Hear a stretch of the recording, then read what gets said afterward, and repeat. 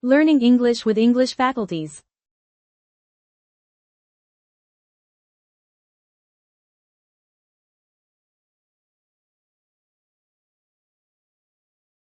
Welcome to This Explainer. Today we're going to read a very famous story together. We're looking at a play written by William Shakespeare over 400 years ago called Macbeth. Specifically, we're going to focus on a really special, thrilling moment, Act 1, Scene 6. I'm going to walk you through this story simply and carefully, almost like we're opening up a classic storybook. That way, we can uncover all the beautiful and, quite frankly, dark secrets hidden inside it. But before we begin the story, I want to ask you something. Have you ever trusted someone who was secretly planning to hurt you? I want you to pause and just think about that for a second. It's a pretty terrible, confusing feeling, right? Well, this very human, very painful idea is exactly what happens in our play today.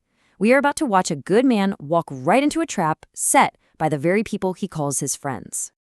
Okay, let's dive into this. Here is our simple roadmap for today. First, welcome to the castle. Then, where is Macbeth? Next, the fake hostess. After that, peace and dark plans. And finally, practice your knowledge.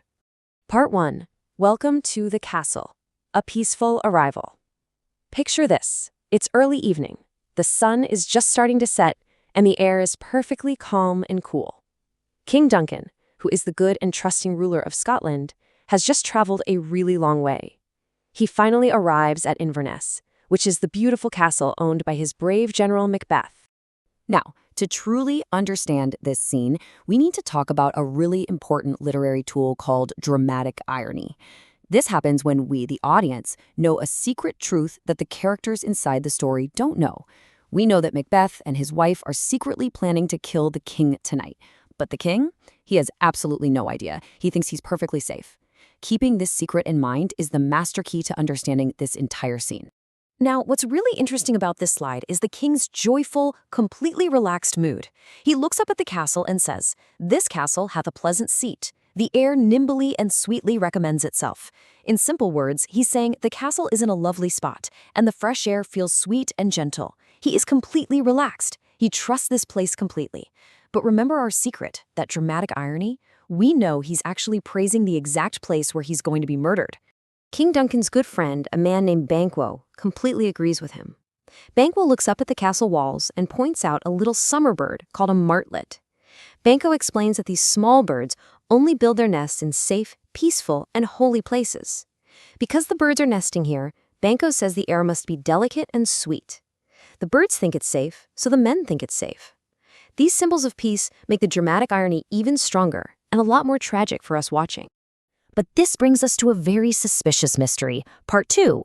Where is Macbeth, the missing host? So the king is standing at the front door, admiring the sweet air and the little birds. But think about it. If the king comes to visit your house, you should definitely be at the door to say hello, right? The host is missing. The king is understandably a bit confused. He asks, "Where's the thane of Cawdor? We coursed him at the heels." The thane of Cawdor is Macbeth's new title. The king is essentially saying, "Where is Macbeth?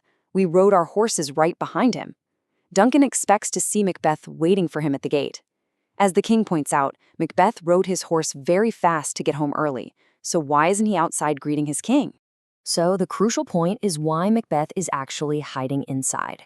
Macbeth is inside the castle, totally wrestling with his own mind and his conscience. He feels heavy, terrible guilt about the plan to kill the king.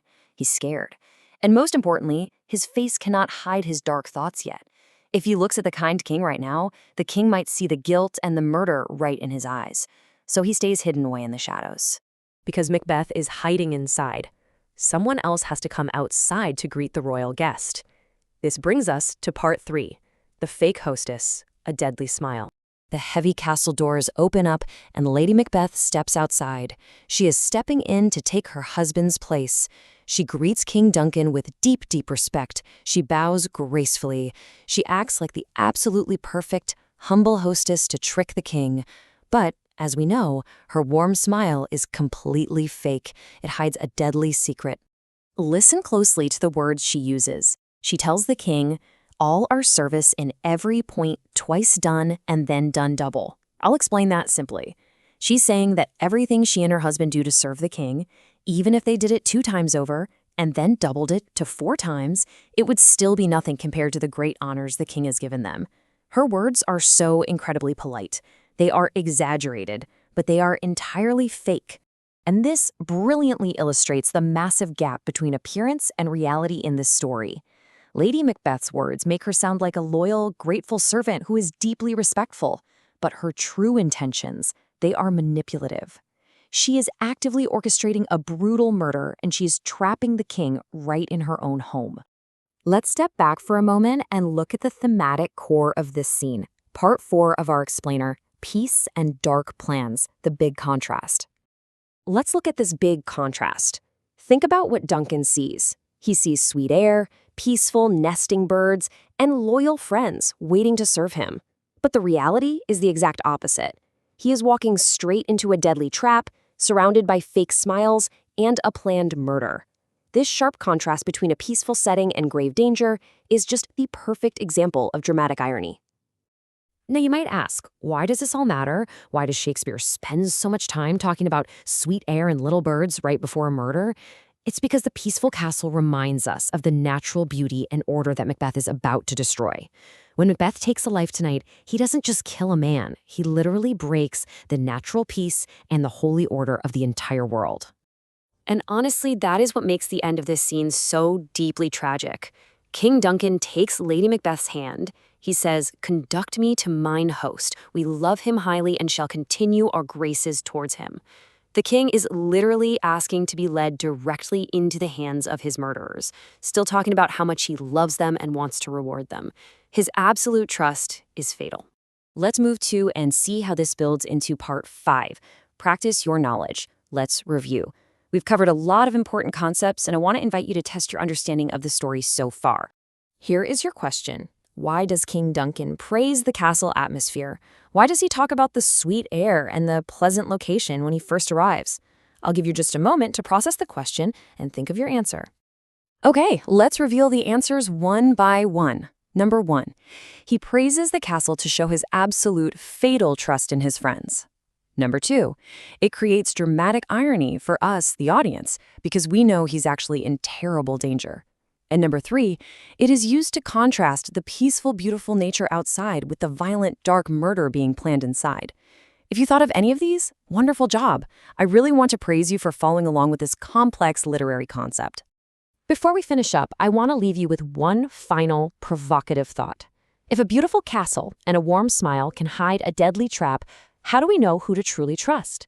It's a powerful question that Shakespeare wanted us to think about over 400 years ago, and it certainly still matters today. Thank you so much for watching this explainer. You did a fantastic job, and I highly encourage you to keep exploring literature.